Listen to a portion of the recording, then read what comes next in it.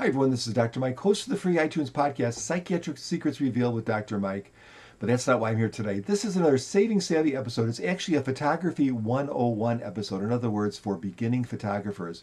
And it's a little trick to use when you're using your onboard flash on your camera. Now, professional photographers will say, oh, don't use those onboard flashes. Use a flash gun. But look how big this thing is, and you're not going to want to carry this just for some simple stuff. And yes, they're awesome, and you can bounce them off the ceiling and get a much softer light. But sometimes you don't have one of these, and sometimes you just don't want to carry it around, or you don't have the batteries for it, or whatever. So if you're lucky enough, your camera will have a little flash on it, and most entry-level and intermediate cameras do have that. So this first picture, let me tell you a story. So today is the first day of school for my two high schoolers. And by the way, when you see these pictures, you'll notice that my daughter has blue hair. That's not because she has blue hair. That's a wig, and she was in character because she's a senior. On their first day, they dress up, and she's Joy from Inside Out, the Pixar movie. So that's what that's all about. But if you look at this first picture, I took that without a flash in my kitchen. And you can see that it's just really, really noisy. Well, that's because this older camera doesn't have the best high ISO performance. It's pretty good for its day, but newer ones are better. And it's sporting this really relatively slow kit lens. So the picture is not what I wanted. So what's the solution? Well, of course, use the handy dandy flash. And that's this next picture that you see. And you can see that it's metering the whole scene. And because my kids are a lot lighter than the background, it almost looks like their faces are just completely blown out. They don't have definitions. The shadows are kind of harsh. It's not very flattering, and that's not very good either. So no flash doesn't work. Flash doesn't work. I didn't happen to have this with me, so to speak. What to do, right?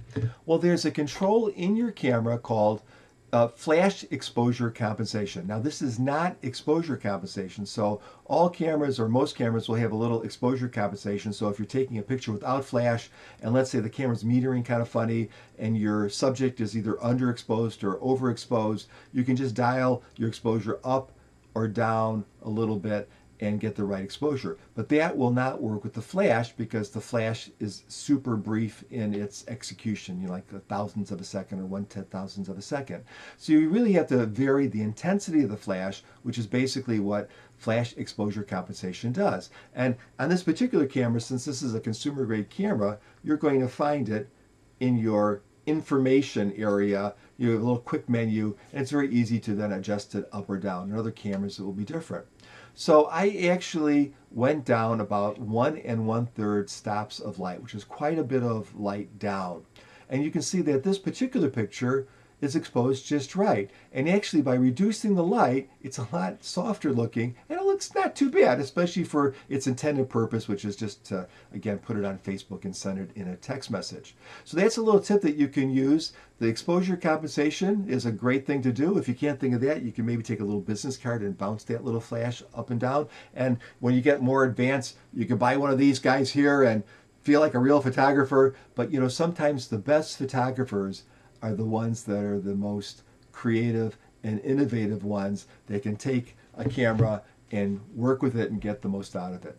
If you get some time, please give my free podcast a listen. It's called Psychiatric Secrets Revealed with Dr. Mike. You can find it on iTunes. It's my wife and myself. She's a psychologist. I'm a psychiatrist.